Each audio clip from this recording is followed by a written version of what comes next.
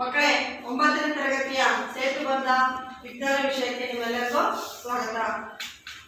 ಮಕ್ಕಳೇ, 8ನೇ ತರಗತಿಯಲ್ಲಿ ನೀವು ಧಾತುಗಳ ಬಗ್ಗೆ ಪರಿಚಯ ಮಾಡಿಕೊಂಡಿದ್ವಿ. ಕೆಲವು ಧಾತುಗಳ ಸಂಕೇತಗಳನ್ನು ಸಹ ನೀವು ಕಲಿತಿದ್ರಲ್ವಾ? ಈ ಆವರ್ತ ಕೋಷ್ಟಕದಲ್ಲಿರುವ ಧಾತುಗಳನ್ನು ನೀವು ರಾಗವಾಗಿ ಎಲ್ಲರೂ ಹಾಡ್ತಿರಲ್ವಾ? ಸ್ಟಾರ್ಟ್ ಮಾಡಿ. Ready, 1 2 3 start.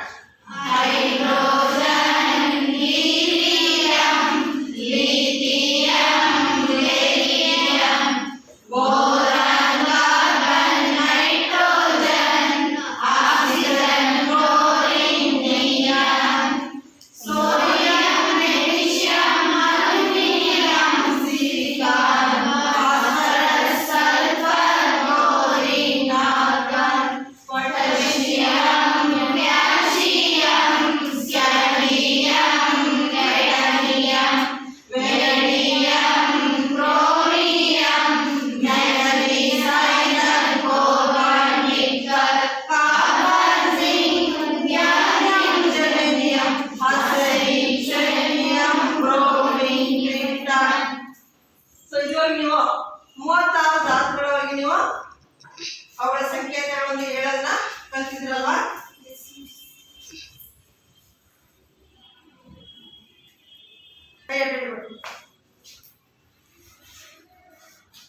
ಮಕ್ಕಳೇ, ನಮ್ಮ ಸುತ್ತಮುತ್ತಲಿರುವಂತಹ ಅನೇಕ ವಸ್ತುಗಳು ನಮ್ಮ ಸುತ್ತಮುತ್ತ ನೋಡ್ತಾ ಇದ್ರಲ್ವಾ?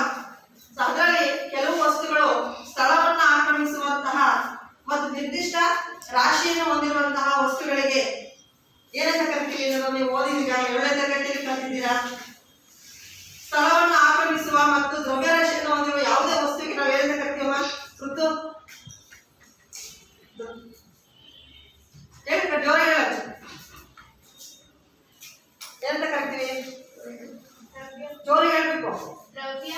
ಏನಂತ ಕರಿತೀವಿ? ಓಕೆ, ದ್ರವ್ಯ ಅಂತ ಕರಿತೀವಿ. ಅಂದ್ರೆ ದ್ರವ್ಯ ಅಂತ ಕರಿಬೇಕಾದ್ರೆ ಮುಖ್ಯವಾಗಿ 2 ಲಕ್ಷಣಗಳು ಇರಲೇಬೇಕು. ನೋಡಿ, ಈಗ ಒಂದು ಬಾಟ್ಲಿಯಲ್ಲಿ ನೋಡ್ತಾ ಇದ್ದೀರಿ, ಏನ್ ನೋಡ್ತಾ ಇದ್ದೀರಿ? ಅದ್ರೊಳಗಡೆ ನೀರನ್ನು ನೋಡ್ತಾ ಇದ್ದೀರಲ್ವಾ? ನೀನ್ ಹೇಳು ಸಿಂಚನ, ಈ ನೀರು ಸ್ಥಳವನ್ನು ಆಕ್ರಮಿಸಿದೆಯಾ ಒಳಭಾಗದಲ್ಲಿ? ಜೋರಾಗಿ ಹೇಳ್ಬೇಕು. ಹಾಗಾಗಿ ನೀರು ಅಲ್ಲಿ ನಿರ್ದಿಷ್ಟ ರಾಶಿಯನ್ನು ಹೊಂದಿದೆಯಾ ಅಲ್ವಾ? ಸೊ ನೀರು ಸಹ ಏನಾಗಿದೆ? ಸ್ಥಳವನ್ನು ಆಕ್ರಮಿಸಿಕೊಂಡಿದೆ, ನಿರ್ದಿಷ್ಟ ರಾಶಿಯನ್ನು ಹೊಂದಿದೆ. ಹಾಗಾಗಿ ಅದನ್ನ ನಾವು ದ್ರವ್ಯ ಅಂತ ಕರಿಬೋದಲ್ವಾ? ಹೌದು, ನೀರನ್ನ ದ್ರವ್ಯ ಅಂತ ಕರಿಬಹುದು. ಹಾಗೆಯೇ ಈ ಕೊಠಡಿಯಲ್ಲಿ ಪೂರ್ತಿಯಾಗಿ ಗಾಳಿ ಆವರಿಸಿಕೊಂಡಿದೆ ಅಲ್ವಾ?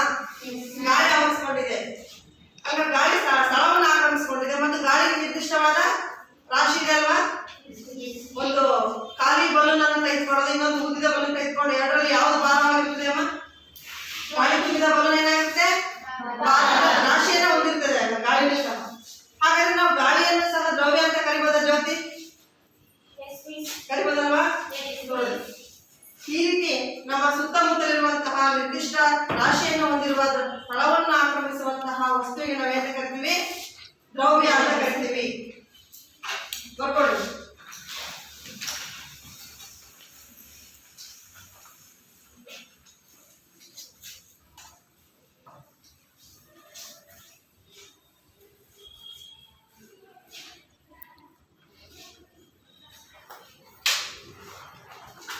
ಹಾಗಾದ್ರೆ ದ್ರವ್ಯ ಅಂದ್ರೆ ಡೆಫಿನೇಷನ್ ಏನ್ ಬರ್ಬೋದು? ಇಲ್ಲಿ ಬರ್ಕೊಳ್ಳಿ. ಸ್ಥಳವನ್ನು ಆಕ್ರಮಿಸುವ ಮತ್ತು ನಿರ್ದಿಷ್ಟ ರಾಶಿಯನ್ನು ಹೊಂದಿರುವ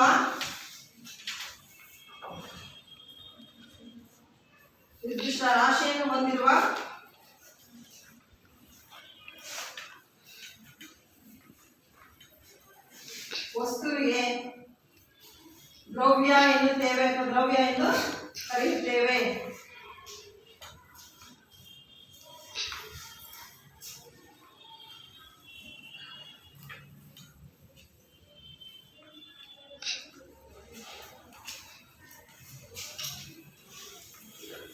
ಆಯ್ತಲ್ವಾ? ಒಬ್ಬರು ಎದುರ್ಕೊಂಡು ಹೇಳೋಣ, ದ್ರವ್ಯ ಅಂದ್ರೆ ಏನಂತ ಬರ್ಕೊಂಡು. ಅನಿತಾ? ಸ್ಥಳವನ್ನು ಆಕರ್ಷಿಸುವ ಮತ್ತು ನಿರ್ದಿಷ್ಟ ರಾಶಿಯನ್ನು ಹೊಂದಿರುವ ವಸ್ತುವಿಗೆ ದ್ರವ್ಯ ವಸ್ತು ಎನ್ನುತ್ತಾರೆ. ಹೌದಲ್ವಾ? ಹಾಗಾದ್ರೆ ನಮ್ಮ ಸುತ್ತಮುತ್ತಲು ಅನೇಕ ದ್ರವ್ಯ ದೊರೆತಾ ಇದೆ ಅಲ್ವಾ? ನಿಸರ್ಗದಲ್ಲಿ ಅನೇಕ ದ್ರವ್ಯಗಳು ದೊರೆತಾ ಇದ್ದಾವೆ. ನಿಮ್ಮ ಕೊಠಡಿಯಲ್ಲಿ ಸಹ ದ್ರವ್ಯಗಳನ್ನು ನೋಡ್ತಾ ಇದ್ದೀರಾ.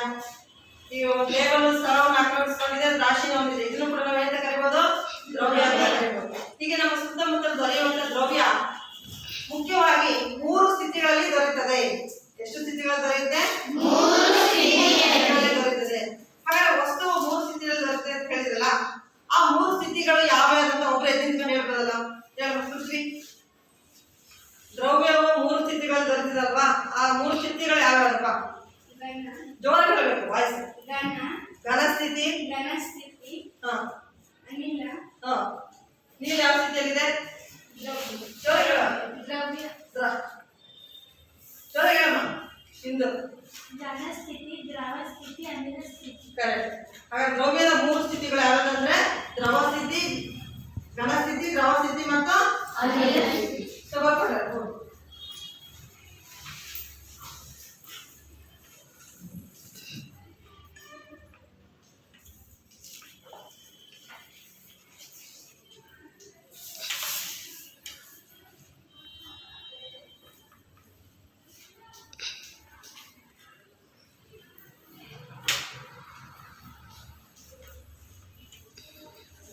ದ್ರವ ಸ್ಥಿತಿ, ಘನ ಸ್ಥಿತಿ ಮತ್ತು ಅನಿಲ ಸ್ಥಿತಿ ಇವು ದ್ರವ್ಯದ 3 ಸ್ಥಿತಿಗಳು.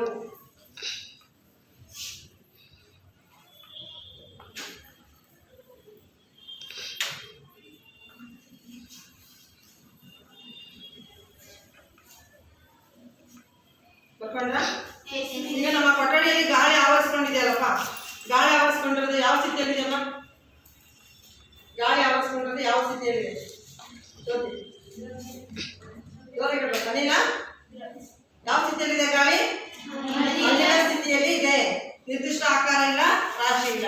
ಹಾಗೆ ನೀರು ಹರಿದೋಗುತ್ತಲ್ಲ ಸುಲಭವಾಗಿ. ನೀರು ಯಾವ ಸ್ಥಿತಿಯಲ್ಲಿದೆ ಪೂಜಾ? ದ್ರವ. ನೀರು ದ್ರವ ಸ್ಥಿತಿಯಲ್ಲಿದೆ. ಅದೇ ರೀತಿ ಈಗ ಒಂದು ಸ್ಕೇಲ್ ತಗೊಂಡಿದ್ದೀನಿ ನಾನು. ಈಗ ನಿರ್ದಿಷ್ಟ ಆಕಾರ ಇದೆ, ಗಾತ್ರ ಇದೆ ಅಲ್ವಾ?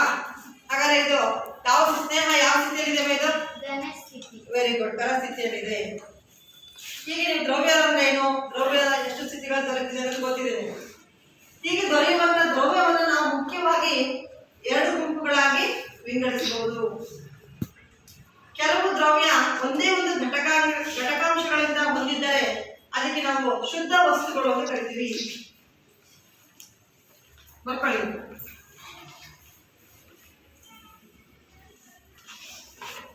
ಶುದ್ಧ ವಸ್ತುಗಳು.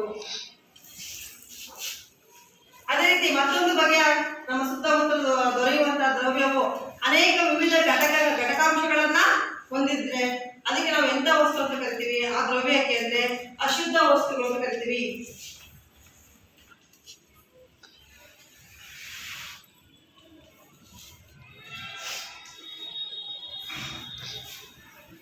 ಹೀಗೆ ದ್ರವ್ಯವನ್ನು ಮುಖ್ಯವಾಗಿ ನಾವು ಶುದ್ಧ ವಸ್ತು ಮತ್ತು ಅಶುದ್ಧ ವಸ್ತು ಅಂತ 2 ಗುಂಪುಗಳಾಗಿ ವಿಂಗಡಿಸಬಹುದು. ಆಗ ಶುದ್ಧ ವಸ್ತುಗಳು ಅಂದ್ರೆ ಏನು? ಒಂದೇ ಬಗೆಯ ಘಟಕಾಂಶಗಳಿಂದ ಮಾಡಿರುವಂತಹ ವಸ್ತುಗಳಿಗೆ ನಾವು ರಸಾಯನಶಾಸ್ತ್ರದಲ್ಲಿ, ವಿಜ್ಞಾನದಲ್ಲಿ ಅಂತ ಕರಿತೀವಿ ಶುದ್ಧ ವಸ್ತುಗಳು ಅಂತ ಕರಿತೀವಿ. ಮಕ್ಕಳೇ, ನಾವು ಆವರ್ತಕ ಕೋಷ್ಟಕದಲ್ಲಿ ನಾವು ಈಗ ನೀವು ಧಾತುಗಳನ್ನು ಪರಿಚಯ ಮಾಡ್ಕೊಂಡ್ರಲ್ವಾ? ಈ ಆವರ್ತಕ ಕೋಷ್ಟಕದಲ್ಲಿರುವ ಧಾತುಗಳು ಹೈಡ್ರೋಜನ್, ಆಕ್ಸಿಜನ್, ಹೀಲಿಯಂ, ನಿಯಾನ್ ಇವೆಲ್ಲ ನೋಡಿದ್ರ? ಇವು ಒಂದೇ ಬಗೆಯ ಘಟಕಾಂಶಗಳನ್ನು ಮಾತ್ರ ಹೊಂದಿದೆ. ಈ ಎಲ್ಲಾ ಧಾತುಗಳು ಅತ್ಯಂತ ಚಿಕ್ಕದಾದಂತಹ ಘಟಕಗಳಿಂದ ಮಾಡಲ್ಪಟ್ಟಿದೆ. ಇದನ್ನು ಕೂಡ ನೀವು 8ನೇ ತರಗತಿಯಲ್ಲಿ ಕಲಿತಿದ್ದೀವಿ. ಧಾತುವಿನ ಅಥವಾ ಮೂಲ ವಸ್ತುವಿನ ಅತ್ಯಂತ ಚಿಕ್ಕ ಕಣಕ್ಕೆ ನಾವೇನು ಕರಿತೀವಿ? ಕರೆಕ್ಟ್, ಪರಮಾಣು ಅಂತ ಕರಿತೀವಿ. ಆಕ್ಸಿಜನ್ ಧಾತು ಆಕ್ಸಿಜನ್ ಪರಮಾಣುವಿಂದ ಆಗಿದೆ, ನೈಟ್ರೋಜನ್ ಧಾತು ನೈಟ್ರೋಜನ್ ಪರಮಾಣುವಿಂದ ಆಗಿದೆ. ಹಾಗಾದ್ರೆ ಇವೆಲ್ಲವೂ ಕೂಡ ಒಂದೇ ಬಗೆಯ ಘಟಕಗಳಿಂದ ಆಗಿರೋದ್ರಿಂದ ಎಲ್ಲಾ ಧಾತುಗಳನ್ನು ನಾವು ಎಂತ ವಸ್ತು ಅಂತ ಕರಿಬಹುದು? ಶುದ್ಧ ವಸ್ತುಗಳು. ಹಾಗಾದ್ರೆ ಶುದ್ಧ ವಸ್ತುಗಳಿಗೆ ಇಲ್ಲಿ ಉದಾಹರಣೆ ಯಾವ್ದಪ್ಪ ಅಂತಂದ್ರೆ ಧಾತುಗಳು ಅಥವಾ ಮೂಲ ವಸ್ತುಗಳು. ಎಲ್ಲಾ 118 ಧಾತುಗಳು ನಿಸರ್ಗದಲ್ಲಿ, ಎಷ್ಟು ಧಾತುಗಳು ದೊರಕ್ತಾ ಇದಾವೆ ನಿಸರ್ಗದಲ್ಲಿ ಅಂದ್ರೆ 118 ಧಾತುಗಳು ನಿಸರ್ಗದಲ್ಲಿ ದೊರೀತಾ ಇದಾವಲ್ವಾ? ಆ ಎಲ್ಲಾ ಧಾತುಗಳು ಸಹ ಒಂದೇ ಬಗೆಯ ಪರಮಾಣುಗಳಿಂದ ಆಗಿರೋದ್ರಿಂದ ಅವುಗಳಿಗೆ ನಾವು ಶುದ್ಧ ವಸ್ತುಗಳು ಅಂತ ಕರಿತೀವಿ. ಹಾಗೆಯೇ ಇಲ್ಲಿ ಮತ್ತೊಂದು ವಸ್ತುವನ್ನು ನೋಡಿದ್ದೀವಿ. ನೀರು. ಸೊ ನೀರಿನ ಒಂದು ಸೂತ್ರನೂ ಕೂಡ ನೀವು ಯಾವಾಗ ಕಲ್ತಿರ್ತೀರ. ನೀರಿನ ಅಣುಸೂತ್ರವನ್ನು ಯಾರಾದ್ರೂ ಹೇಳ್ತೀರಾ? ಬಿಂದು H2O. ನೀರಿನ ಒಂದು ಅಣುಸೂತ್ರ ಏನು? H2O. ಅಂದ್ರೆ ನೀರಿನ ಒಂದು ಅಣುವಿನಲ್ಲಿ 2 ಹೈಡ್ರೋಜನ್ ಪರಮಾಣು ಇದೆ, ಧಾತು ಇದೆ, ಒಂದು ಆಕ್ಸಿಜನ್ ಪರಮಾಣು ಅಥವಾ ಆಕ್ಸಿಜನ್ ಧಾತುವಿಂದ ಆಗಿದೆ. ಎರಡು ಧಾತುಗಳಿಂದ ಸಂಯೋಗ ಹೊಂದಿ ಆಗಿರುವಂತಹ ಒಂದು ವಸ್ತು ಇದು. ಅರ್ಥ ಆಯ್ತು? ಹೀಗೆ 2 ಅಥವಾ 2ಕ್ಕಿಂತ ಹೆಚ್ಚು ಧಾತುಗಳ ಸಂಯೋಗದಿಂದ ಆಗುವಂತಹ ವಸ್ತುಗಳಿಗೆ ನಾವೆಂತ ಕರಿತೀವಿ?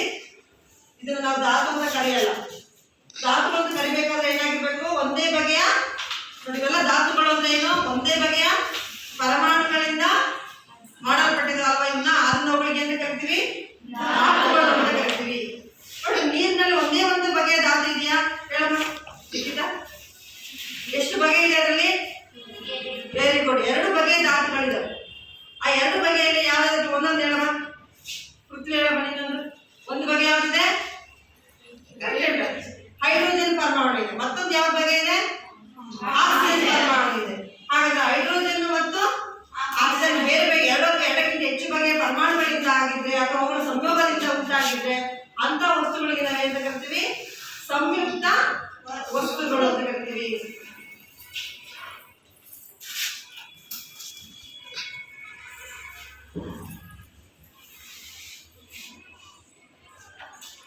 ಸಂಯುಕ್ತ ವಸ್ತುಗಳು.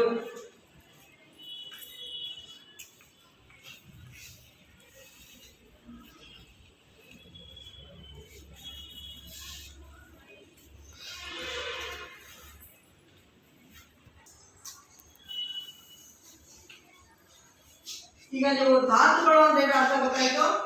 ಒಂದೇ ಬಗೆಯ ಪರಮಾಣುಗಳಿಂದ ಆಗಿರುವ ವಸ್ತುಗಳಿಗೆ ನಾವು ಧಾತು ಅಂತ ದ್ರವ್ಯಗಳಿಗೆ ಅಂತ ಕರಿತೀವಿ, ಧಾತುಗಳು ಅಂತ ಕರಿತೀವಿ ಅಥವಾ ಮೂಲ ವಸ್ತುಗಳು. 2 ಅಥವಾ 2ಕ್ಕಿಂತ ಹೆಚ್ಚು ಬಗೆಯ ಧಾತುಗಳ ಸಂಯೋಗದಿಂದ ಉಂಟಾಗುವ ವಸ್ತುಗಳಿಗೆ ಅಂತ ಕರಿತೀವಿ ಧಾತುಗಳನ್ನು ನಾವು ಅವುಗಳ ಸಂಕೇತಗಳ ಮೂಲಕ ಸೂಚಿಸ್ತಾ ಇದ್ದೀವಿ. ಆಕ್ಸಿಜನ್ ಸಂಕೇತ ಏನು? O. ಹೈಡ್ರೋಜನ್ ಸಂಕೇತ ಏನು? H. ಇವೆಲ್ಲ ಒಂದೇ ಬಗೆಯ ಪರಮಾಣುಗಳಿಂದ ಆಗಿರೋದ್ರಿಂದ ಧಾತುಗಳು. ಉದಾಹರಣೆ, ನೀರು ಉಂಟಾಗಬೇಕಾದ್ರೆ ಹೈಡ್ರೋಜನ್ ಹೈಡ್ರೋಜನ್ ಅನಿಲ ಪ್ಲಸ್ ಆಕ್ಸಿಜನ್ ಅನಿಲ 2 ಸಂಯೋಗ ಹೊಂದಿದಾಗ ಒಂದು ವಸ್ತು ಬಂದಿದೆಯಲ್ಲ, ಇದು 2 ಧಾತುಗಳ ಸಂಯೋಗದಿಂದ ಉಂಟಾಗಿರೋದ್ರಿಂದ ನೋಡಿ ಹೆಸರಲ್ಲೇ ಇದೆ ಸಂಯುಕ್ತ ವಸ್ತು ಅಂತ ಕರಿತೀವಿ. ನಮ್ಮ ದಿನನಿತ್ಯದಲ್ಲಿ ಅನೇಕ ಧಾತುಗಳನ್ನು ಉಪಯೋಗಿಸ್ತಾ ಇದ್ದೀವಿ, ಅನೇಕ ಸಂಯುಕ್ತ ವಸ್ತುಗಳನ್ನು ಬಳಕೆ ಮಾಡ್ತಾ ಇದ್ದೀವಿ. ಅವುಗಳ ಬಗ್ಗೆ ನಾವು ತಿಳ್ಕೊಳ್ಳೋಣ. ಅದಕ್ಕೆ ಮುಂಚೆ ಬರ್ಕೊಳ್ಳಿ ಧಾತುಗಳಂದ್ರೇನು ಮತ್ತು ಸಂಯುಕ್ತ ವಸ್ತುಗಳಂದ್ರೇನು ಬರೀತೀನಿ, ಬರ್ಕೊಳ್ಳಿ.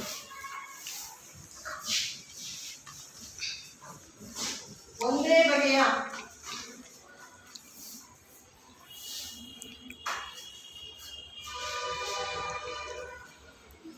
ಪರಮಾಣುಗಳಿಂದ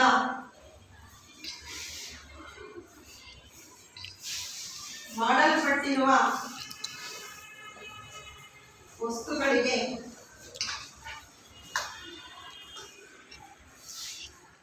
ಧಾತುಗಳೆನ್ನುತ್ತಾರೆ.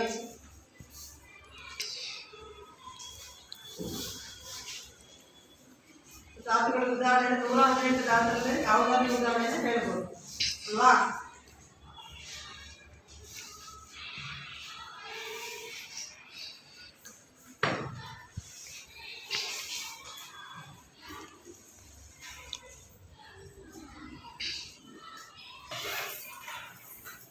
ಮಕ್ಕಳೇ, ಈಗಾಗಲೇ ನಿಮಗೆ ಅನೇಕ ಧಾತುಗಳ ಬಗ್ಗೆ ಪರಿಚಯ ಆಗಿದೆಲ್ವಾ? ಸೊ ಒಬ್ಬೊಬ್ಬರೊಂದು ಧಾತುಗಳನ್ನ ಉದಾಹರಣೆ ಹೇಳ್ಬೇಕು. ನೀನು ಯಾವ್ದಾದ್ರು ಒಂದು ಧಾತು ಉದಾಹರಣೆ ಹೇಳು. ಕಬ್ಬಿಣ ಉದಾಹರಣೆ ನಾವು ಯಾವ್ದು ಬರ್ಬೋದು? ಕಬ್ಬಿಣ ಬರ್ಬೋದು. ನೀನೊಂದು ಹೇಳ್ಬೋದು. Very good. ಹೈಡ್ರೋಜನ್.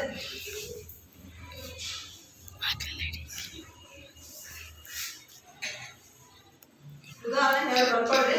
ಇನ್ನು ಬೇರೆ ಯಾರು ಹೇಳಿ? ನೀನೊಂದು ಹೇಳ್ತಾರೆ. ತಾಮ್ರ ಅಂತ ಹೇಳಿ. ತಾಮ್ರ ಒಂದು ಧಾತು ಉದಾಹರಣೆ. ಯಶೋಧ ಹೇಳ್ಬಿಟ್ಟು ನೀನೊಂದು ಹೇಳು. ಚಿನ್ನ, ಅದು ಕೂಡ ಒಂದು ಧಾತು. ಮತ್ತೆ ಯಾರು ಹೇಳಮ್ಮ? ನೀನೊಂದು ಹೇಳು. ಬೆಳ್ಳಿ. ಕರೆಕ್ಟ್. ಅನಿತಾ ನೀನೊಂದು ಹೇಳಮ್ಮ. ನೈಟ್ರೋಜನ್ ಅಲ್ವಾ? ಬೇರೆ ಬೇರೆ ಧಾತುಗಳ ಬಗ್ಗೆ ನೀವಾಗಲೇ ತಿಳ್ಕೊಂಡಿದ್ದೀರಾ. ನಮ್ಮ ದಿನನಿತ್ಯದಲ್ಲಿ ಬಳಸುವಂತ ಅನೇಕ ಧಾತುಗಳನ್ನು ನಾವು ಅನೇಕ ಉಪಯೋಗಗಳಿಗೆ ಬಳಕೆ ಮಾಡ್ತಾ ಇದ್ದೀವಿ. ಸೊ ಧಾತುಗಳು ಅಂತಂದ್ರೆ ಏನ್ ಹೇಳ್ತೀನಿ, ಒಂದೇ ಬಗೆಯ ಪರಮಾಣುಗಳಿಂದ ಮಾಡಲ್ಪಟ್ಟಿದೆ ಅಂತ ಹೇಳಿದ್ರಲ್ವಾ. ಸೊ ಪರಮಾಣು ಅಂದ್ರೆ ಏನಾಗ ಯಾವುದು ಚಿಕ್ಕ ಕಣ ಆಗಿದೆ, ಯಾವುದು ಚಿಕ್ಕ ಕಣ? ಪರಮಾಣು ಅಂದ್ರೆ ಧಾತುವಿನ ಅತ್ಯಂತ ಸೂಕ್ಷ್ಮ ಕಣವನ್ನು ನಾವು ಪರಮಾಣು ಅಂತ ಕರಿತೀವಿ. ಪರಮಾಣು ಬರಿಗಣ್ಣಿಗೆ ಕಾಣೋದಿಲ್ಲ ಅಲ್ವಾ, ಬರಿಗಣ್ಣಿಗೆ ಕಾಣದೇ ಇರುವಂತಹ ಒಂದು ಅತ್ಯಂತ ಸೂಕ್ಷ್ಮವಾದಂತಹ ಚಿಕ್ಕವಾದಂತಹ ಏನು ಕಣ ಆಗಿದೆ. ಬಟ್ ಈ ಪರಮಾಣುವಿನ ಬಗ್ಗೆ ಮೊಟ್ಟ ಮೊದಲ ಪರಿಕಲ್ಪನೆ ಕೊಟ್ಟಿದಂತ ವಿಜ್ಞಾನ ಹೇಗೆ ಬಂತು? ಪರಮಾಣುವಿನ ಪದ ಒಂದು ಸಣ್ಣ ಕಥೆಯ ಮೂಲಕ ನಾವು ತಿಳ್ಕೊಳ್ಳೋಣ ಮಕ್ಕಳೇ. ಪ್ರಾಚೀನ ಭಾರತದಲ್ಲಿ ಒಬ್ಬ ಋಷಿ ಇದ್ದ. ಆ ಋಷಿಯ ಹೆಸರು ಕಣಾದ ಅಂತ. ಆ ಋಷಿಯ ಹೆಸರೇನಪ್ಪ ಅಂದ್ರೆ ಕಣಾದ ಎಂಬ ಋಷಿ ಇದ್ರು. ಅವರು ಒಮ್ಮೆ ಆಹಾರ ಧಾನ್ಯಗಳನ್ನ ಇಟ್ಕೊಂಡು ಹೋಗ್ತಾ ಇದ್ರು. ಆಹಾರ ಧಾನ್ಯಗಳು ಆಕಸ್ಮಿಕವಾಗಿ ಕೆಳಗೆ ಬಿದ್ದು ಅವರಿಗೆ ಈ ಆಹಾರ ಧಾನ್ಯವನ್ನ ಚಿಕ್ಕ ಚಿಕ್ಕ ಕಣಗಳನ್ನಾಗಿ ವಿಭಜನೆ ಮಾಡಬೇಕು ಅಂತ ಕುತೂಹಲ ಬಂತು. ಆ ಆಹಾರ ಪದಾರ್ಥವನ್ನ ಚಿಕ್ಕ ಚಿಕ್ಕ ಕಣಗಳಾಗಿ ಏನ್ ಮಾಡ್ತಾ ಹೋದ್ರು, ವಿಭಜನೆ ಮಾಡ್ತಾ ಹೋದ್ರು.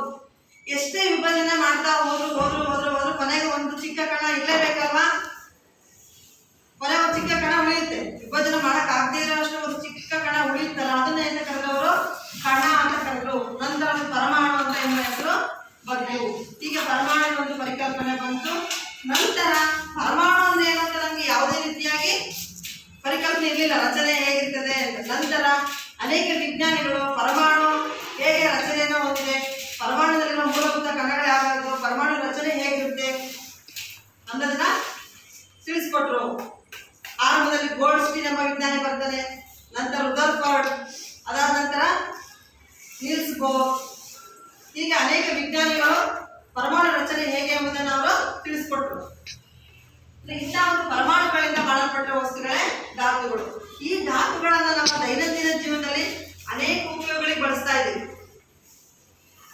ನೀವು ಸುತ್ತಮುತ್ತ ನೋಡ್ತಾ ಇದ್ದೀರಾ. ಈಗ ನೀವೇ ಹೇಳಿದ್ದೀರ, ನಾವು ಉಸಿರಾಟಕ್ಕೆ ಬಳಕೆ ಮಾಡ್ತಾ ಇರುವಂತಹ ಧಾತು ಯಾವುದಮ್ಮ ಯಶೋದ? ಒಬ್ಬರು ಹೇಳ್ಬೇಕು ತಿಳ್ಕೊಂಡು. ಆಕ್ಸಿಜನ್ ಅನ್ನ ಬಳಕೆ ಮಾಡಿ. ಇಲ್ಲ ಇದೆ ಅಲ್ವಾ, ಎಷ್ಟೊಂದು ಉಪಯೋಗ ಮಾಡ್ತಾ ಇದ್ದೀವಿ ನಾವು ಧಾತುಗಳನ್ನ. ನಮ್ಮ ದೈನಂದಿನ ಜೀವನದಲ್ಲಿ ಬಳಕೆ ಮಾಡುವಂತ ಧಾತುಗಳನ್ನ ಯಾವ್ದು ಬಳಕೆ ಮಾಡ್ತೀವಿ ಅನ್ನೋದನ್ನ ಪಟ್ಟಿ ಮಾಡ್ಬೇಕು ಅಂತ ಕೇಳ್ತೀನಿ ನಾನು. ಹಾಗೆ ಮತ್ತೆ ಯಾವ ಲೋಹವನ್ನ ಯಾವ್ದು ಬಳಕೆ ಮಾಡಿದ್ದೀರ ಅನ್ನೋದು ನೀವು ಹೇಳಿ. ಯಾವ ಧಾತು, ಲೋಹ ಆಗಿರ್ಬೋದು ಅಥವಾ ಅಲೋಹ ಆಗಿರ್ಬೋದು. ಧಾತುಗಳಲ್ಲಿ ಮುಖ್ಯವಾಗಿ ನಾವು ಎರಡು ಗುಂಪು ಮಾಡ್ಬೋದಲ್ವಾ. ಕೆಲವು ಧಾತುಗಳು ಲೋಹಗಳಿಗೆ ಹೊಳಪಾದ ಮೇಲ್ಮೇಲೆ ಹೊಂದಿದ್ರೆ ನಾವೇನು ಕರಿತೀವಿ ಲೋಹಗಳು. ಉತ್ತಮ ಉಷ್ಣವಾಹಕ ಆಗಿದ್ರೆ ಇವೆಲ್ಲ ಏನು ಕರಿತೀವಿ ಲೋಹಗಳು. ಉತ್ತಮ ವಿದ್ಯುತ್ ವಾಹಕ ಆಗಿದ್ರೆ ಅದನ್ನ ಲೋಹ ಅಂತ ಕರಿತೀವಿ. ಎಲ್ಲಾ ಲೋಹಗಳು ಘನ ಸ್ಥಿತಿಯಲ್ಲಿ ಅಂತ ಓದಿದೆ. ಇನ್ ಕೆಲವು ಅನಿಲ ಸ್ಥಿತಿಯಲ್ಲಿ ಕೆಲವು ಅಲೋಹಗಳಿರ್ತವೆ, ಒಳಪಾಗಿರುವುದಿಲ್ಲ, ಉಷ್ಣ ಅವಾಹಕಗಳಾಗಿರ್ತವೆ ಅನ್ನೋದು ಓದಿದೆ ಅಲ್ವಾ. ಈಗ ಅದಕ್ಕೆ ಆಕ್ಸಿಜನ್ ಒಂದು ಉಪಯೋಗ ಹೇಳಿದೆ. ಹಾಗೆ ಮತ್ತೆ ಯಾವ ಧಾತುವಿನ ಉಪಯೋಗ ಎಲ್ಲಿ ನೋಡ್ತೀವಿ ಅಂತ ಹೇಳ್ಬೋದು. ಯಾರಾದ್ರೂ ನೀನೇ ಪರೀಕ್ಷಿತ. ಈಗ ಆಭರಣಗಳ ತಯಾರಿಕೆಯಲ್ಲಿ ಯಾವ ಲೋಹವನ್ನು ಬಳಕೆ ಮಾಡ್ತಾ ಇದ್ದಾರೆ? ಯಾವ ಲೋಹನ ಬಳಕೆ ಮಾಡ್ತಾರೆ ಆಭರಣಗಳ ತಯಾರಿಕೆಯಲ್ಲಿ? ಮತ್ತೆ ಅಲ್ವಾ, ಯಾವ ಲೋಹವನ್ನ ಬಳಕೆ ಮಾಡ್ತಾರೆ ಆಭರಣಗಳ ತಯಾರಿಕೆ? ಸರ ಮಾಡ್ತಾರೆ, ಬಳೆಗಳೆಲ್ಲ ಆಭರಣಗಳು ಮಾಡ್ತೀವಲ್ಲ, ಸಾಮಾನ್ಯವಾಗಿ ಯಾವ ಲೋಹಗಳನ್ನು ಬಳಕೆ ಮಾಡ್ತಾರೆ? ಚಿನ್ನ. ಮತ್ತೊಂದು ಲೋಹ ಯಾವುದು? ಯಾವ ಲೋಹ ಇದು? ಬೆಳ್ಳಿ ಅಲ್ವಾ. ಚಿನ್ನ, ಬೆಳ್ಳಿ ಇವುಗಳನ್ನ ಆಭರಣಗಳ ತಯಾರಿಕೆಯಲ್ಲಿ ಉಪಯೋಗಿಸ್ತಾ ಇದ್ದಾರೆ. ಇನ್ನು ಅನೇಕ ಕ್ಷೇತ್ರಗಳಲ್ಲಿ ಕೂಡ ಬಳಕೆ ಮಾಡ್ತಾರೆ. ಹಾಗೆ ನಿಮ್ಮ ಮನೆ ಕುಡಿಯುವ ನೀರಿನ ಶುದ್ಧೀಕರಣದಲ್ಲಿ ಒಂದು ಅಲೋಹ ಧಾತುವನ್ನು ಬಳಕೆ ಮಾಡ್ತಾರೆ. ನೀವು ಸಾಮಾನ್ಯವಾಗಿ ನೀರು ಟ್ಯಾಂಕ್ ಹಾಕಿರ್ತಾರೆ, ಒಂದು ಸ್ಮೆಲ್ ಬರ್ತಾ ಇರುತ್ತೆ ನಿಮಗೆ. ನೀರು ಟ್ಯಾಂಕ್ ವಾಶ್ ಮಾಡಿದಾಗ ಅದೆಲ್ಲ ಯಾರಿಗಾರ ಗೊತ್ತಿದೆಯಾ ಅದು ಯಾವ ಧಾತು ಅದನ್ನ ಬಳಕೆ ಮಾಡಿಕೊಂಡಿದೆ? ಅದು ಯಾರಿಗೆ ಕೊಡಿ ಕ್ಲೋರಿನ್ ಧಾತುವನ್ನ ಅದಕ್ಕೆ ಬಳಕೆ ಮಾಡ್ತಾ ಇದ್ದೀವಿ. ಕ್ಲೋರಿನ್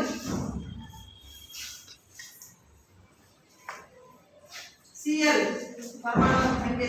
ಇದನ್ನ ಕುಡಿಯುವ ನೀರಿನ ಶುದ್ಧೀಕರಣದಲ್ಲಿ ಬಳಕೆ ಮಾಡ್ತಾ ಇದ್ದೀವಿ. ಹಾಗೆ ಮತ್ತೊಂದು ಧಾತು ಅನೇಕ ಕೈಗಾರಿಕಾ ಕ್ಷೇತ್ರಗಳಲ್ಲಿ ಬಳಕೆ ಮಾಡ್ತಾರೆ. ಅತಿ ಹೆಚ್ಚು ಕೃಷಿಯಲ್ಲಾಗಿರ್ಬೋದು, ಕೈಗಾರಿಕಾ ಕ್ಷೇತ್ರಗಳಲ್ಲಿ, ಸಾರಿಗೆ ಕ್ಷೇತ್ರಗಳಲ್ಲಾಗಿರ್ಬೋದು ಸಾಕಷ್ಟು ಲೋಹವನ್ನು ಬಳಕೆ ಮಾಡ್ತಾ ಇದ್ದಾರೆ. ಯಾವ ಲೋಹ ಇರ್ಬೋದು ಎಂಬುದು ಸ್ನೇಹ ಅತಿ ಹೆಚ್ಚು ಬಳಕೆ ಮಾಡ್ತಾ ಇದ್ದಾರೆ ಲೋಹವನ್ನ ಕೈಗಾರಿಕಾ ಕ್ಷೇತ್ರಗಳಲ್ಲಿ. Very good. ಯಾವುದು?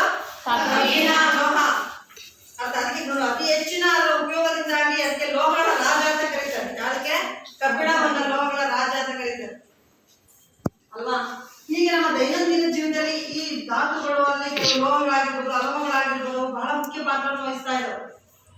ನಾನಿಗೊಂದು ಪ್ರಶ್ನೆನ ಕೊಡ್ತೀನಿ, ಬರ್ಕೊಂಡು ಬರ್ಬೇಕು ನಾಳೆ. ಗೊತ್ತಾಯ್ತಾ? ಹೋಗಿ.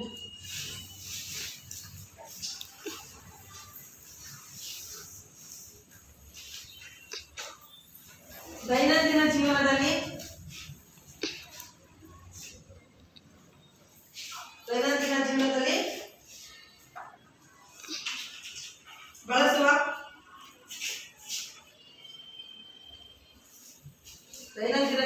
ಬಳಸುವ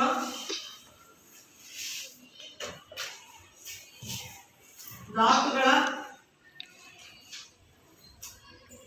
ಉಪಯೋಗಗಳನ್ನು ಪಟ್ಟಿ ಮಾಡಿ.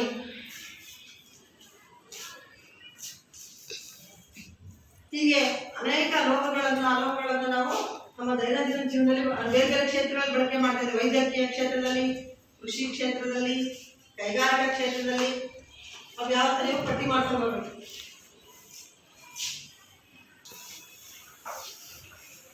ಮಕ್ಕಳಿಗೆ ನಿಜವಾಗ್ಲೂ ಧಾತು ಅಂದ್ರೆ ಏನು, ಧಾತುವಿಗೆ ಉದಾಹರಣೆಗಳನ್ನು ತಿಳ್ಕೊಂಡ್ರಲ್ವಾ?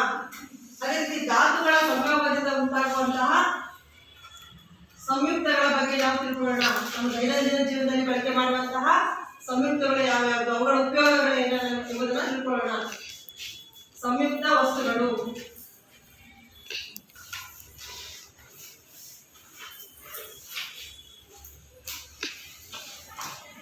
ಹೆಸರು ಇರುವಂತೆ 2 ಅಥವಾ ಹೆಚ್ಚು ಧಾತುಗಳ ಸಂಯೋಗದಿಂದ ಉಂಟಾಗುವಂತಹ ವಸ್ತುಗಳಿಗೆ ಸಂಯುಕ್ತ ವಸ್ತುಗಳು ಅಂತ ಹೇಳ್ತೀವಿ. 2 ಅಥವಾ ಹೆಚ್ಚು ಧಾತುಗಳ ಸಂಯೋಗದಿಂದ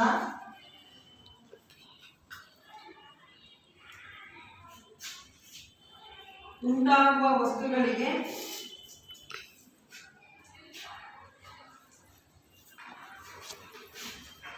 ಸಂಯುಕ್ತ ವಸ್ತುಗಳೆನ್ನುತ್ತಾರೆ.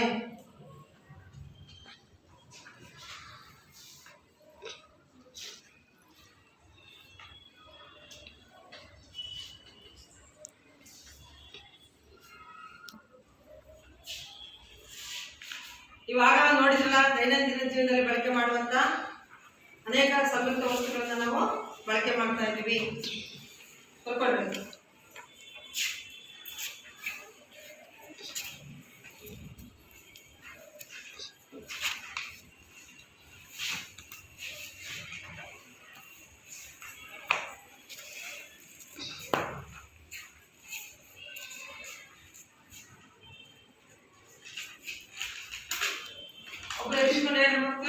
ಸಂಯುಕ್ತ ವಸ್ತುಗಳು ಅಂದ್ರೆ 2 ಅಥವಾ ಹೆಚ್ಚು ಧಾತುಗಳ ಸಂಯೋಗದಿಂದ ಉಂಟಾಗುವ ವಸ್ತುಗಳಿಗೆ ಸಂಯುಕ್ತ ವಸ್ತುಗಳು ಎನ್ನುತ್ತಾರೆ. ಮಂಜಿನಮ್ಮ ಹೇಳಬೇಕು. 2 ಅಥವಾ ಹೆಚ್ಚು ಧಾತುಗಳ ಸಂಯೋಗದಿಂದ ಉಂಟಾಗುವ ವಸ್ತುಗಳಿಗೆ ಸಂಯುಕ್ತ ವಸ್ತುಗಳು ಎನ್ನುತ್ತಾರೆ. ಈಗಾಗ ನಿಮ್ಗೆ ಸಂಯುಕ್ತ ವಸ್ತುಗಳು ಅನೇಕ ಬಳಕೆ ಮಾಡ್ತಾ ಇದೀವಲ್ವಾ? ಬಾಯಾರಿಕೆ ಆದಾಗ ಏನ್ ಮಾಡ್ತೀರಾ? ನೀರು. ನೀರು ಎಂತ ವಸ್ತು? ಸಂಯುಕ್ತ ವಸ್ತು. ಸಂಯುಕ್ತ ವಸ್ತುಗೆ ಒಂದು ಮೊದಲನೇ ಉದಾಹರಣೆ ನಾವು ಯಾಕೆ ಬರೋಣ ಅಂದ್ರೆ ನೀರು.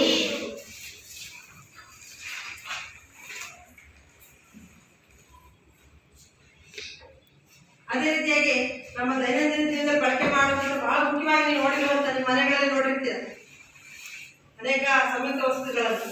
ಆಹಾರ ಮಾಡಲಿಕ್ಕೆ, ಆಹಾರ ಬೇಯಿಸಲಿಕ್ಕೆ, ಪ್ರತಿನಿತ್ಯ ಆಹಾರದಲ್ಲಿ ಬಳಕೆ ಮಾಡುವಂತ ಒಂದು ಸಂಯುಕ್ತ ವಸ್ತು ಯಾವ್ದನ್ನ ಜೋರಿಗೆ ಹೇಳೋ? ಉಪ್ಪು. ದೈನಂದಿನ ಜೀವನದಲ್ಲಿ ಬಳಕೆ ಮಾಡುವಂತ ಸಾಮಾನ್ಯ ಬಳಕೆ ಮಾಡ್ತಿರೋ ಒಂದು ಸಂಯುಕ್ತ ವಸ್ತು ಮತ್ತೊಂದು ಉದಾಹರಣೆ ಹೇಳಿದ್ರು, ಅಡಿಗೆ ಉಪ್ಪು. ಅಡಿಗೆ ಉಪ್ಪು ನೋಡಿ. ಈಗ ಸಾಕಷ್ಟು ನಾವು ಅಡಿಗೆ ಉಪ್ಪನ್ನ ನಮ್ಮ ದೈನಂದಿನ ಜೀವನದಲ್ಲಿ ಬಳಕೆ ಮಾಡ್ತೀವಿ. ನೋಡಿ, ನೋಡ್ತಾ ಇದ್ದೀರಲ್ಲ, ಯಾವ ಯಾವ ಲವಣ ಹೇಳಿದ್ರೆ ಸಂಯುಕ್ತ ವಸ್ತು ಯಾವ್ದಿದು? ಸ್ಫಟಿಕ ರೂಪದ ದೊರೆಯುತ್ತಲ್ಲ ಅಡಿಗೆ ಉಪ್ಪು. ಇದು ಕೂಡ ನಮ್ಮ ದಿನನಿತ್ಯದಲ್ಲಿ ಬಳಕೆ ಮಾಡುವಂತ ಸಂಯುಕ್ತ ವಸ್ತು. ನೋಡಿ, ಅಡಿಗೆ ಉಪ್ಪು ಸಂಯುಕ್ತ ವಸ್ತು ಅಂತ ಅಷ್ಟೇ ಕೇಳಿದ್ವಿ ಹೊರತು ಅದರಲ್ಲಿ ಯಾವ್ಯಾವ ಧಾತುಗಳಿದ್ದಾವೆ ಅಂತ ಗೊತ್ತಿದೆ. ಹಾಗಾದ್ರೆ ಯಾವ್ದು ಹೇಳ್ತೀರಾ? ಅಡಿಗೆ ಉಪ್ಪಿನ ರಾಸಾಯನಿಕ ಸೂತ್ರ ಏನು? ಈಗ ನೀರಿನ ಅಣುಸೂತ್ರ ಹೇಳಿದ್ವಿ. ಹೇಳಮ್ಮ ಸ್ನೇಹ, ನೀರಿನ ಅಣುಸೂತ್ರ ಏನ್ ಹೇಳಿದ್ವಿ? H2 ಅಂತ ಹೇಳಿದ್ವಿ. ಅಂದ್ರೆ ನೀರಿನಲ್ಲಿರುವಂತ ಎರಡು ಧಾತುಗಳು ಯಾವ್ಯಾವುದು? ಹೈಡ್ರೋಜನ್, ಅದೇ ರೀತಿಯಾಗಿ ಅಡಿಗೆ ಉಪ್ಪು ಸಹ ಒಂದು ರಾಸಾಯನಿಕ ವಸ್ತು. ಎರಡು ಧಾತುಗಳ ಸಂಯೋಗದಿಂದ ಉಂಟಾಗುತ್ತದೆ ಅದು ಕೂಡ. ಹಾಗಾದ್ರೆ ಅಡಿಗೆ ಉಪ್ಪಿನ ರಾಸಾಯನಿಕ ಹೆಸರೇನು ಹೇಳಿದ್ರೆ ನೀವು ಆಮೇಲೆ ಸೂತ್ರ ಹೇಳ್ಬೋದು. ಅಡಿಗೆ ಉಪ್ಪಿನ ರಾಸಾಯನಿಕ ಹೆಸರೇನು? ಅಡಿಗೆ ಉಪ್ಪಿನ ಪ್ರತಿನಿತ್ಯ ಆಹಾರದಲ್ಲಿ ಬಳಕೆ ಮಾಡ್ತೀರಾ ಕ್ಲೋರೈಡ್ ಲವಣ ಅದು. ಸೋಡಿಯಂ ಮತ್ತು ಕ್ಲೋರಿನ್ ಜೊತೆ ವರ್ತಿಸಿದಾಗ ಉಂಟಾಗುವ ಲವಣ ಅದು. ಹಾಗಾದ್ರೆ ಅದರ ರಾಸಾಯನಿಕ ಹೆಸರೇನು? ಸೋಡಿಯಂ, ಇನ್ನು ಜೋರಾಗಿ ಹೇಳು. ಎಲ್ಲ ಬರ್ಬಿಟ್ಟಿದ್ರಲ್ವಾ? ಸೋಡಿಯಂ ಕ್ಲೋರೈಡ್ ಅಂತ ಹೇಳಿದ್ವಿ. ಹಾಗಾದ್ರೆ ಸೂತ್ರ ಏನಾಗುತ್ತೆ? ಸೋಡಿಯಂನ ಸಂಕೇತ ಕಲ್ತಿದ್ದೀರಲ್ಲ. ಸೋಡಿಯಂನ ಸಂಕೇತ ಏನು? N. ಕ್ಲೋರೈಡ್ಗೆ ಸಂಕೇತ ಬರ್ತೀವಿ ನಾವು Cl. ಹಾಗಾದ್ರೆ ಸೋಡಿಯಂ ಕ್ಲೋರೈಡ್ ನ ಸೂತ್ರ ಏನು ಸಿಂಚನ? NaCl. ಇದು ಎರಡು ಧಾತುಗಳಿದಾವೆ ಅಂದ್ರೆ ನಾವು ಅದನ್ನ ಧಾತು ಅಂತ ಕರೆಯಲ್ಲ. ಎಂತ ವಸ್ತು ಅಂತ ಕರಿತೀವಿ ಅಂದ್ರೆ ಅಂತ ಕರಿತೀವಿ. ಹೀಗೆ ನಮ್ಮ ದೈನಂದಿನ ಜೀವನದಲ್ಲಿ ಅನೇಕ ಸಂಯುಕ್ತ ವಸ್ತುಗಳನ್ನು ಉಪಯೋಗಿಸ್ತಾ ಇದ್ದೀವಿ. ಮತ್ತೆ ಯಾವ್ಯಾವ ವಸ್ತುಗಳನ್ನು ಉಪಯೋಗಿಸ್ತೀರಿ ಮನೆಯಲ್ಲಿ? ಬಿಳಿ ಬಣ್ಣದ ಪುಡಿಯನ್ನ ಉಪಯೋಗಿಸ್ತಾ ಇರ್ತಾರೆ ನಿಮ್ಮ ಮನೆಗಳಲ್ಲಿ.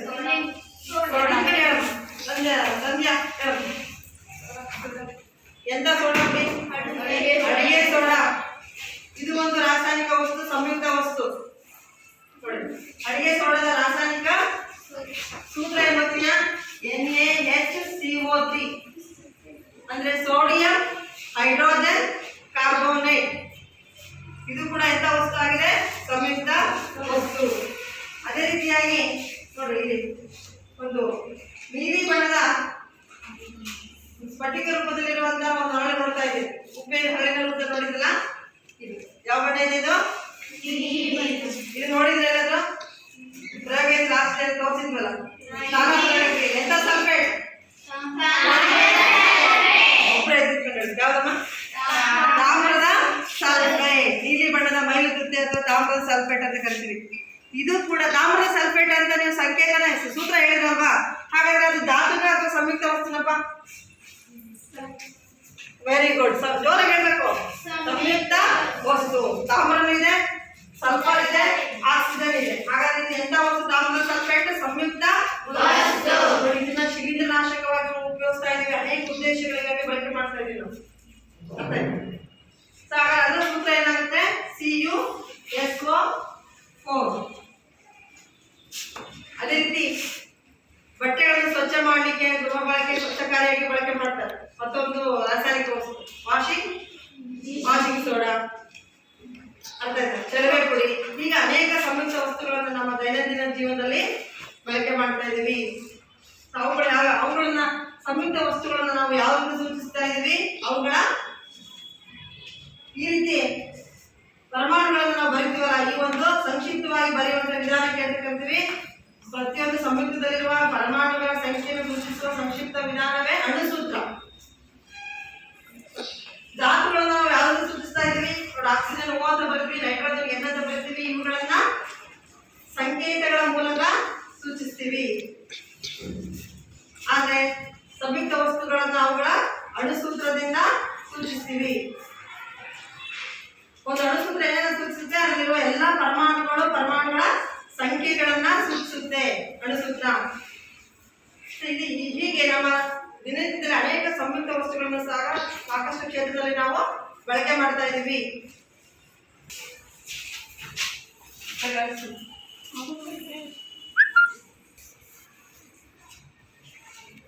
ಮಕ್ಕಳ, ನಿಮಗೆ ಮತ್ತೊಂದು ಪ್ರಶ್ನೆಯನ್ನ ಕೊಡ್ತೀನಿ. ನಿಮಗೆ ದಿನನಿತ್ಯದಲ್ಲಿ ಬಳಸುವಂತಹ ಸಂಯುಕ್ತ ವಸ್ತುಗಳನ್ನ ಪಟ್ಟಿ ಮಾಡಿಬಿಟ್ಟು ಅವುಗಳ ಉಪಯೋಗಗಳನ್ನ ಬರಿಬೇಕು. ದೈನಂದಿನ ಜೀವನದಲ್ಲಿ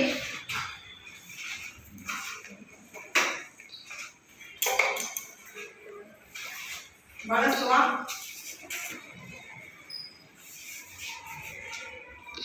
ಸಂಯುಕ್ತಗಳ ಉಪಯೋಗಗಳನ್ನು ಪಟ್ಟಿ ಮಾಡಿ.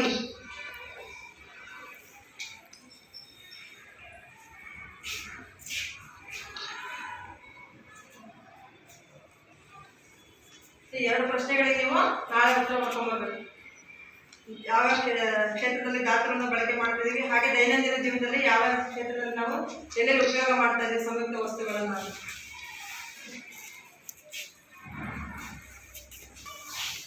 ಮಕ್ಕಳೇ, ನೀವು ಆರಂಭದಲ್ಲಿ ಕೇಳಿದ್ರಲ್ವಾ, ದ್ರವ್ಯವನ್ನು ಮುಖ್ಯವಾಗಿ 2 ಗುಂಪು ಮಾಡಬಹುದು ಶುದ್ಧ ವಸ್ತುಗಳು ಅಂತ. ಎಲ್ಲಾ ಧಾತುಗಳು ಶುದ್ಧ ವಸ್ತುಗಳು ಒಂದೇ ಬಗೆಯ ಘಟಕಗಳಿಂದ ಆಗಿರಲ್ವಾ, ಅದೇ ರೀತಿ ಸಂಯುಕ್ತ ವಸ್ತುಗಳು ಸಹ ಎಂಥ ವಸ್ತುಗಳು ಶುದ್ಧ ವಸ್ತುಗಳು.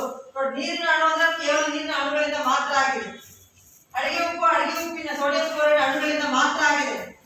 ಈಗ ನಾವು ಅಡಿಗೆ ಉಪ್ಪಿಗೆ ಬೇರೆ ಅಡಿಗೆ ಸೋಡಾನ ಬೆರೆಸಿದ್ರೆ ಶುದ್ಧ ವಸ್ತು ಅಂತ ಕರೆಯಕ್ಕಾಗುತ್ತಾ? ಇಲ್ಲ. ಅದನ್ನೆಂತ ಕರೆಯಬಹುದು? ಬೇರೆ ಬೇರೆ ಘಟಕಾಂಶಗಳಿರೋದ್ರಿಂದ ಅದನ್ನ ಶುದ್ಧ ವಸ್ತುಗಳು ಅಂತ ಕರಿತೀವಿ. ಅಶುದ್ಧ ವಸ್ತುಗಳು ಅಂತ ಅರ್ಥ ಏನು? ಬೇರೆ ಬೇರೆ ಘಟಕಾಂಶಗಳನ್ನ ಹೊಂದಿರ್ತವೆ, ಅದರ ಮಿಶ್ರಣ ಅಂತ ಕೂಡ ಕರಿಬಹುದು ಅಲ್ವಾ. ಈಗ ಅಡಿಗೆ ಉಪ್ಪಿಗೆ ನಾವೇನು ಬೆರಕೆ ಮಾಡಿದ್ರೆ, ಅಡಿಗೆ ಸೋಡಾನ ಬೆರಕೆ ಮಾಡಿದ್ರೆ ಅದನ್ನು ಶುದ್ಧ ವಸ್ತು ಅಂತ ಕರೆಯಲ್ಲ. ಅಡಿಗೆ ಉಪ್ಪು ಬೇರೆ ಘಟಕ, ಅಡಿಗೆ ಸೋಡಾ ಅದೇ ಬೇರೆ ಘಟಕ, ಅದು ಬೇರೆ ಬೇರೆ ಘಟಕಾಂಶಗಳನ್ನು ಹೊಂದಿದ್ದನ್ನು ನಾವು ಅಶುದ್ಧ ವಸ್ತುಗಳು ಅಂತ ಕರಿತೀವಿ. ಧಾತುಗಳು, ಸಂಯುಕ್ತಗಳು ಎಲ್ಲವೂ ಸಹ ಎಂಥ ವಸ್ತುಗಳು? ಶುದ್ಧ ವಸ್ತುಗಳು. ಇನ್ನು ಧಾತುಗಳು ಅಂದ್ರೆ ಏನು ಅಂತ ಹೇಳಿ ಜೋರ ಹೇಳ್ಬೇಕು. ಒಂದೇ ಬಗೆಯ ಪರಮಾಣುಗಳಿಂದ ಆಗಿರುವ ವಸ್ತುಗಳನ್ನು ಧಾತುಗಳು ಎನ್ನುವರು. ಹಾಗೆ ನೀವು ಹೇಳ್ಬೇಕು ಸಂಯುಕ್ತ ವಸ್ತುಗಳು ಅಂದ್ರೆ ಏನು? 2 ಅಥವಾ 2ಕ್ಕಿಂತ ಹೆಚ್ಚು ವಸ್ತುಗಳ ಸಂಯೋಗದಿಂದ ಉಂಟಾಗುವುದನ್ನು ಅತೃಪ್ತ ಬಿಂದು ಹೇಳಕ್ಕೆ ಧಾತು ಅಂದ್ರೆ ಏನು? ಜೋರ ಹೇಳಿ. ಒಂದೇ ಬಗೆಯ ವಸ್ತುಗಳ ಒಂದೇ ಬಗೆಯ ಪರಮಾಣುಗಳಿಂದ ಆಗಿರುವ ವಸ್ತುಗಳನ್ನು ಧಾತು ವಸ್ತುಗಳು ಎನ್ನುವರು. ನೀನು ಹೇಳು ಸಂಯುಕ್ತ ವಸ್ತುಗಳು ಅಂದ್ರೆ 2 ಅಥವಾ 2ಕ್ಕಿಂತ ಹೆಚ್ಚು ವಸ್ತುಗಳ ಸಂಯೋಗದಿಂದ ಆಗುವ ವಸ್ತುಗಳನ್ನು ಸಂಯುಕ್ತ ವಸ್ತುಗಳು ಎನ್ನುವರು. ದ್ರವ್ಯವು ಎಷ್ಟು ಸ್ಥಿತಿಗಳಲ್ಲಿ ದೊರೆಯುತ್ತದೆ? 3 ಸ್ಥಿತಿಯಲ್ಲಿ ದೊರೆಯುತ್ತದೆ: ಘನ ಸ್ಥಿತಿ, ದ್ರವ ಸ್ಥಿತಿ, ಅನಿಲ ಸ್ಥಿತಿ. ಜ್ಯೋತಿ, ನೀನು ಹೇಳು ಧಾತುಗಳು ಅಂದ್ರೆ ಏನು? ಒಂದೇ ಬಗೆಯ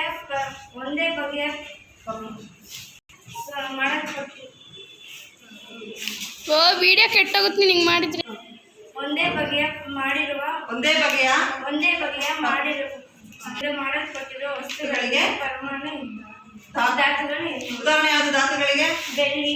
ವೆರಿ ಗುಡ್, ವೆರಿ ಗುಡ್. ನೀನು ಹೇಳಮ್ಮ ಸ್ನೇಹ, ಸಂಯುಕ್ತ ವಸ್ತು ಅಂದ್ರೆ ಏನು? ಎರಡು ಸಂಯುಕ್ತ ವಸ್ತುಗಳು ಹೇಳಮ್ಮ ನೀನು. 2 ಅಥವಾ 2ಕ್ಕಿಂತ ಹೆಚ್ಚು ಧಾತುಗಳಿಂದ ಮಾಡಲ್ಪಟ್ಟಿರುವ ವಸ್ತುಗಳಿಗೆ ಸಂಯುಕ್ತ ವಸ್ತುಗಳು ಎನ್ನುವರು. ಉದಾಹರಣೆ ಯಾವ್ದು ಹೇಳ್ತೀಯಪ್ಪ ಸಂಯುಕ್ತ ವಸ್ತುಗಳಿಗೆ? ನೀರು, ಇನ್ನೊಂದು ನೋಡಿದ್ರು ಅಡಿಗೆ ಉಪ್ಪು, ಅಡುಗೆ ಸೋಡಾ.